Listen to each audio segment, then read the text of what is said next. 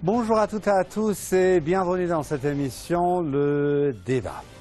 Les États-Unis ont annoncé vouloir créer une force dénommée la Force de sécurité frontalière au nord de la Syrie. Cette annonce a suscité les vives réactions et les vives condamnations de plusieurs pays. La première réaction, c'était du côté de Damas.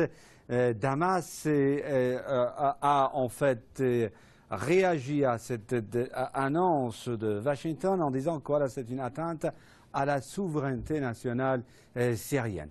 Les Russes également ont violemment critiqué cette décision des Américains. Même chose pour la Turquie de Recep Tayyip Erdogan. L'Iran aussi a condamné cette décision américaine par la voix de son porte-parole du ministère des Affaires étrangères en disant que voilà, cela n'aura d'autre résultat que de compliquer davantage la situation. On va vous en parler dans le cadre de l'émission d'aujourd'hui, le débat. Avant de vous présenter les invités de l'émission d'aujourd'hui, je vous propose un court reportage sur ce sujet. On reviendra tout de suite après. Pour contrer le plan US de collaboration avec les Kurdes syriens, la Turquie n'a d'autre choix que de se rapprocher du gouvernement d'Assad. La Turquie n'a d'autre choix que de se rapprocher du gouvernement de Bachar al-Assad et abandonner les terroristes, dont le Front al-Nosra opérant à Idlib, pour pouvoir contrer le plan américain qui consiste à former une force composée de 30 000 paramilitaires kurdes syriens qui participeront aux opérations de la coalition US. 15 000 des membres de cette force seront des éléments FDS, Force démocratique syrienne. Il est vrai que ce projet des États-Unis vise à conduire la Syrie vers le démembrement dans la mesure où David Satterfield, le secrétaire d'État adjoint américain en charge de la région du Moyen-Orient, a annoncé devant le Congrès américain que le président Trump était déterminé à maintenir la présence militaire US en Syrie pour diverses raisons. Soutenir nos alliés FDS en Syrie en sera l'une des raisons. Les États-Unis veulent mettre sur pied une structure diplomatique dans la région sous contrôle des FDS et la présenter ensuite comme modèle à suivre par d'autres régions syriennes. S'inscrit dans le même cadre le déplacement vendredi soir d'une délégation du ministère américain des Affaires étrangères dans les régions sous contrôle des FDS. Là, les Américains se sont entretenus avec quelques chefs de cette force, lesquels ont fait part de leur souhait de former un système fédéral en Syrie. La délégation américaine a aussi examiné la construction de ces régions, dont Raqqa, sans aucune coordination avec le gouvernement central de Damas. La réalité, tout le monde en est convaincu, c'est que les États-Unis veulent légitimer les mouvements et agissements divisionnistes sur le sol syrien. Cela ne peut pas toutefois passer sans susciter l'inquiétude, voire même la colère du gouvernement turc. Le président turc a averti les Kurdes d'une opération sérieuse en déclarant que la Turquie interviendrait si les terroristes d'Afrin ne capitulent pas.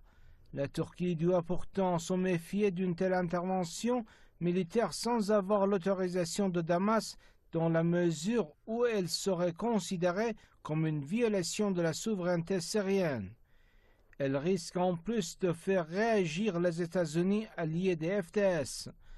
La situation actuelle a lié encore une fois les intérêts de la Turquie à ceux de la Syrie.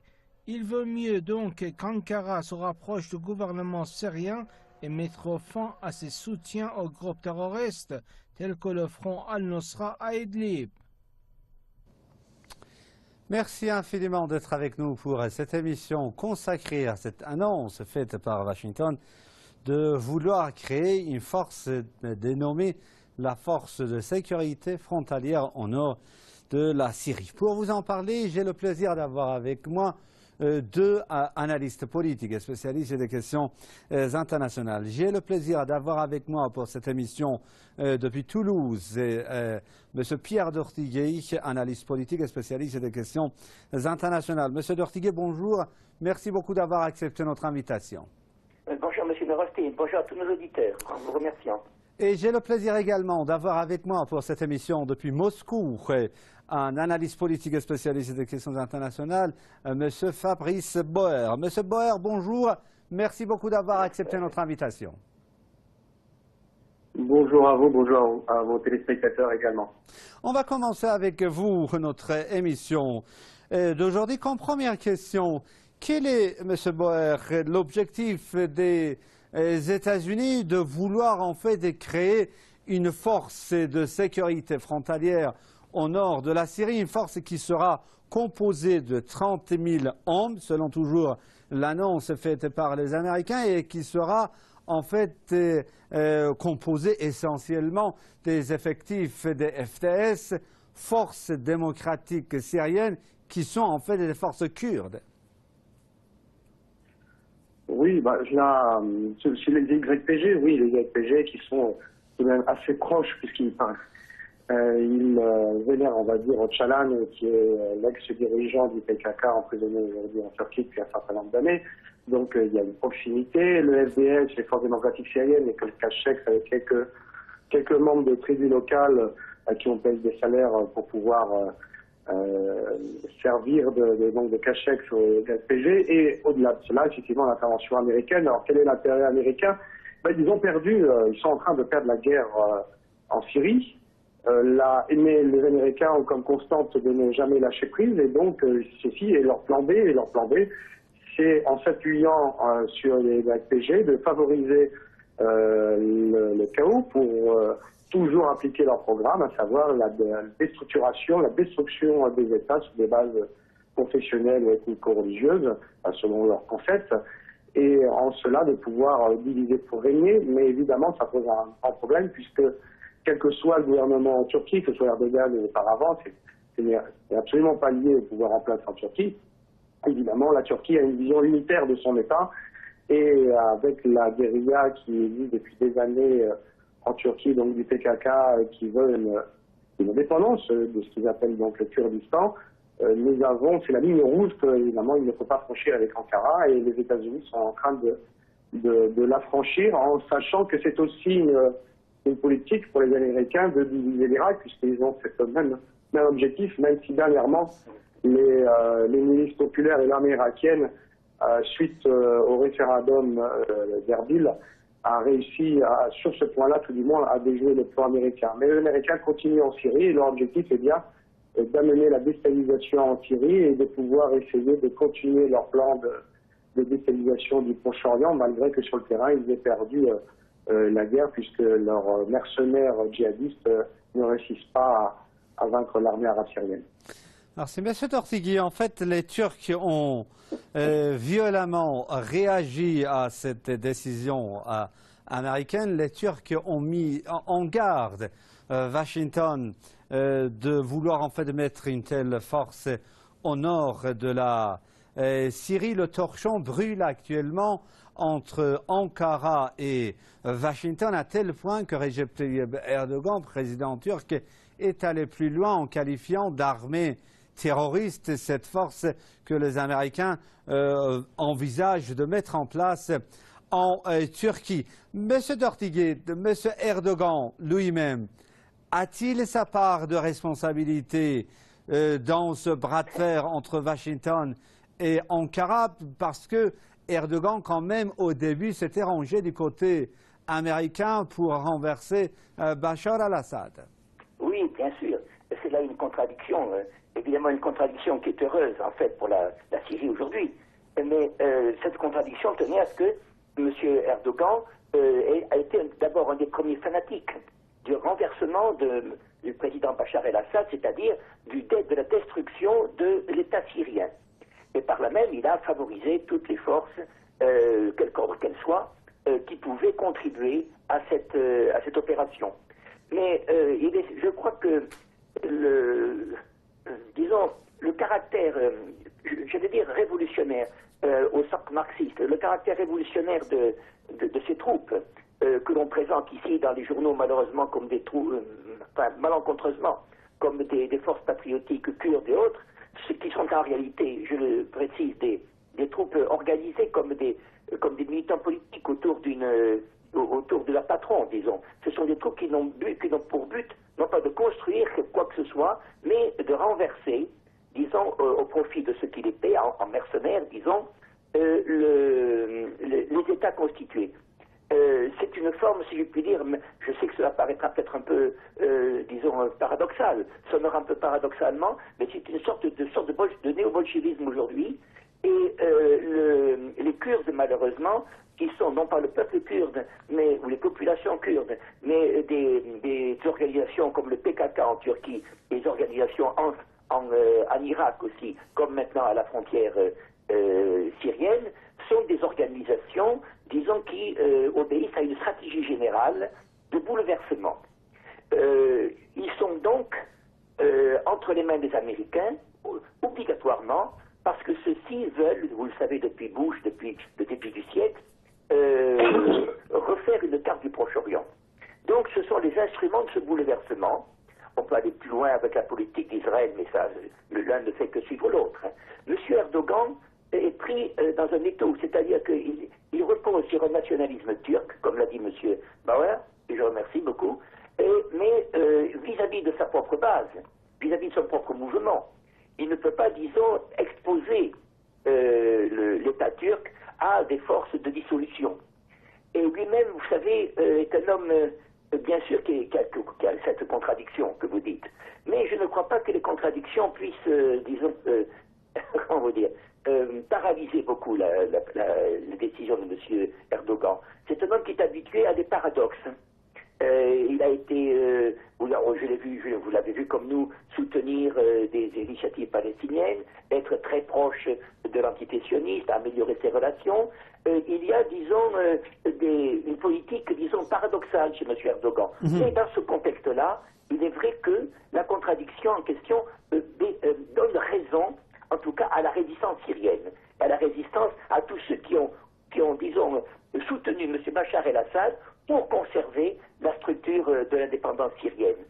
Parce que, autrement, disons, toutes ces manipulations, tous ces soutiens de soi-disant groupes démocratiques ou d'opposition apparaissent ce qu'ils sont, c'est-à-dire des volontés de partage de la Syrie ou de paralysie à long terme de la Syrie.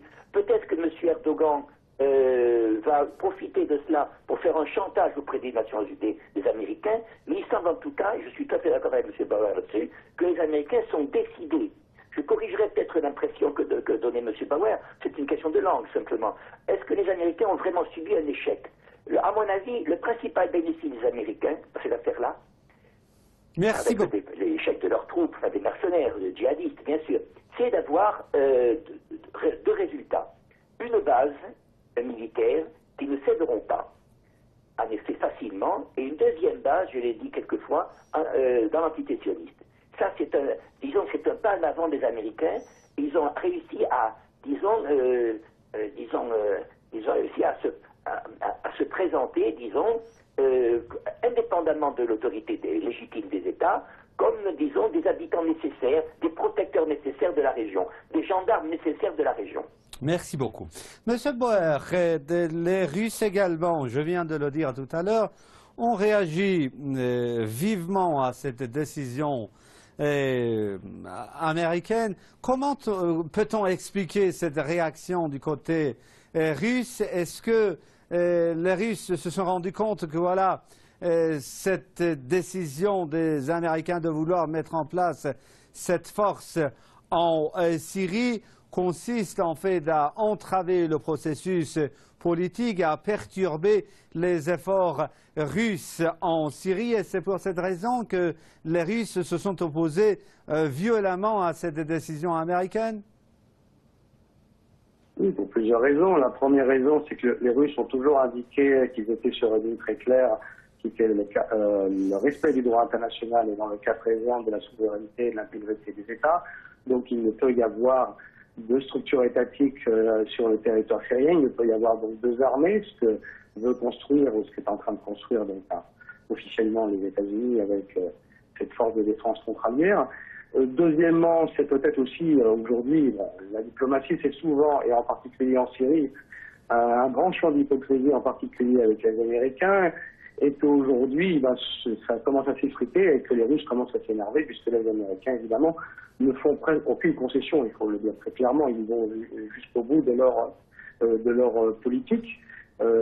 C'est cela. Et puis, mais le coup des Américains n'est pas seulement de continuer dans cela, ils jouent aussi sur les contradictions internes, parce que si à long terme, dans le cas précis des Kurdes, l'intérêt de Damas et d'Ankara sont les mêmes, à savoir qu'ils ne veulent pas avoir une entité autonome kurde qui soit au nord de la Syrie ou au sud de la frontière donc, turque, il n'empêche que Damas ne veut pas non plus la présence turque dans son territoire. Et qu'actuellement, la campagne que va mener l'armée turque et ses mercenaires contre le canton d'Afrin, donc au nord-ouest, le coin nord-ouest de la Syrie qui est coincé entre donc, la Turquie et ses mercenaires, il n'empêche qu'à l'heure actuelle, des forces donc, kurdes transitent par le territoire d'Alep sous le contrôle de l'armée arabe syrienne afin de renforcer, donc de dissuader l'armée turque, tout du moins de rendre la tâche plus difficile. Donc c'est assez complexe.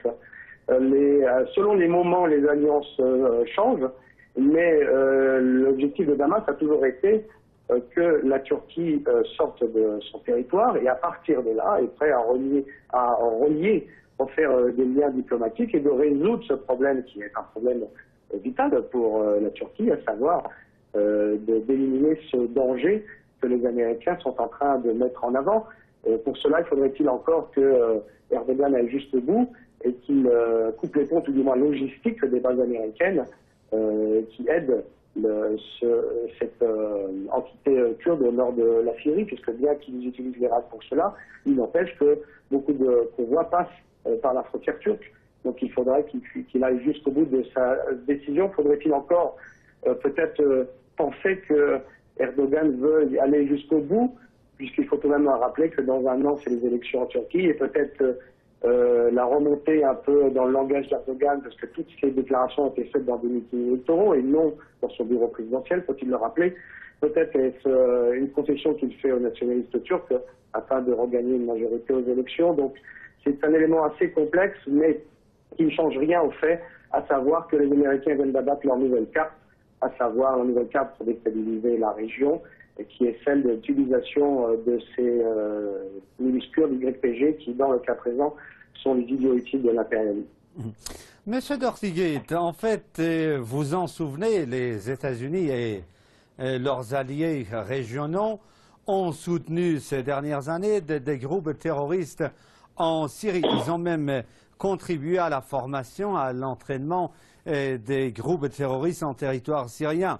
Il y avait des terroristes qui étaient venus également de pas mal de pays du monde en territoire syrien avec pour objectif d'en découdre avec le président syrien Bachar al-Assad et également d'en découdre avec l'axe de la résistance. Mais ils y ont échoué. Monsieur Dortiguet, la question qui se pose est de savoir est-ce que les Américains sauront en fait réaliser leur visée en territoire syrien dans le cadre de cette force qui sera composée de 30 000 hommes, essentiellement des Kurdes.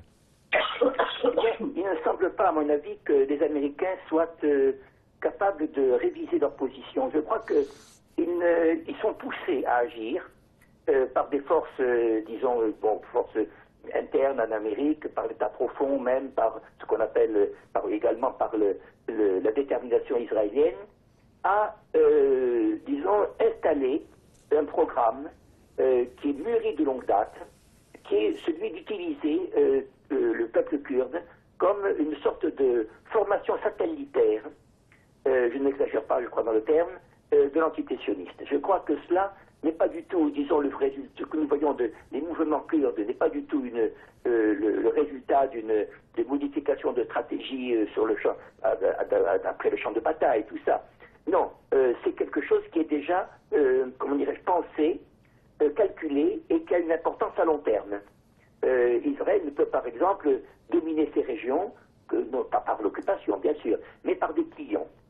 Et je crois que les Américains ne font que, disons, appliquer cette ligne. Tout le reste, disons, est subordonné, disons, à cela. Est-ce qu'il y aura disons, de la part des Turcs, par exemple, un compromis avec les forces kurdes en question? Je crois que M. Erdogan est capable suffisamment il est très habile en matière politique, il pourra, disons, pirouetter et présenter une nouvelle situation à son avantage. Je ne crois pas, je crois qu'il pourra même maquiller certaines concessions qu'il pourra faire aux Américains et aux Kurdes sous un voile nationaliste, en lui accordant, disons, des choses nationalistes. Ce sont des contradictions logiques, bien sûr, mais je crois qu'il en est capable. Le bénéfice, il faut dire, de l'État syrien, c'est d'avoir mis la Turquie face à ses responsabilités. Et je crois, disons, disons, faire baisser une certaine arrogance. Car évidemment, vous l'avez dit tout à fait au début de l'émission, M. Erdogan a été depuis le début un des plus chauds, fanatiques partisans de l'élimination de M. Bachar el-Assad. Mais il voit lui-même que cette installation des Kurdes, dans différents niveaux, en Irak et en Syrie, est quelque chose avec lequel il doit compter. Et il est certain que cela entraînera à l'intérieur de la Turquie des modifications très graves. C'est-à-dire que il y aura des pressions sur le gouvernement turc. Je ne crois pas que M. Erdogan se prépare des jours tranquilles en Turquie. Mais en revanche, de l'autre côté de la balance, je pense que disons, ces appétits-là sont pas une victoire, mais un bénéfice pour l'État syrien. C'est-à-dire que la situation est maintenant bien claire. Nous avons affaire non pas à la défense d'une politique déterminée du Baath, par exemple en Syrie, nous avons affaire à la défense d'un État constitué contre des forces, disons, de destruction. Et je crois que M. Erdogan et beaucoup de Turcs comprennent que ces forces de destruction qu'ils pouvaient, disons, favoriser, peuvent se retourner ou se retourneront nécessairement, bien sûr, contre eux-mêmes, à l'intérieur de leur État. Car n'oublions pas, mon dernier mot, c'est que ces forces kurdes ne sont pas des forces réellement patriotiques. Ce sont des forces révolutionnaires qui vivent avec cette mentalité, mais disons, de destruction, et non pas du tout de construction et de compromis. Monsieur Boer, une dernière question, très rapidement, s'il vous plaît, en quelques phrases. Recep Tayyip Erdogan a réuni aujourd'hui même son Conseil de sécurité pour parler en fait de la Syrie. La Turquie va-t-elle intervenir militairement en territoire syrien? Très rapidement. C'est la volonté d'Erdogan qui a été affichée et tous les mouvements logistiques de son armée sur le territoire syrien et autour de ce canton d'Afrine, donc au nord-ouest, effectivement, l'indique. Ce pourquoi je précisais auparavant que Damas étant contre la présence militaire turque, se fait, tout du moins, bienveillant vis-à-vis donc des YPG, qui, à moyen et long terme, est un ennemi, mais laisse passer du renfort militaire, et ce renfort militaire, c'est pas du fusil, c'est quand même de l'armement lourd, par le nord d'Alep, qui est contrôlé par l'armée arabe syrienne. Donc je pense qu'effectivement il y a cette volonté aujourd'hui de l'armée turque, pour des raisons internes et aussi pour des raisons géopolitiques purement et simplement. Et je terminerai dessus, c'est aussi effectivement, on verra bien si effectivement la main tendue par Damas sera comprise par Ankara, et la main tendue par Damas, c'est vous ne pouvez trouver une solution qu'en dialoguant avec nous. Merci beaucoup, M. Fabrice Boer, analyste politique, d'avoir été avec moi pour cette émission depuis Moscou. Mes vifs remerciements vont également à M. Pierre Dortiguet, spécialiste français des questions internationales, d'avoir été avec moi pour cette émission depuis Toulouse. C'est la fin de l'émission d'aujourd'hui. Merci infiniment de l'avoir suivi. Je vous souhaite à vous toutes et tous une excellente journée. Je vous dis au revoir, amis, et à très bientôt.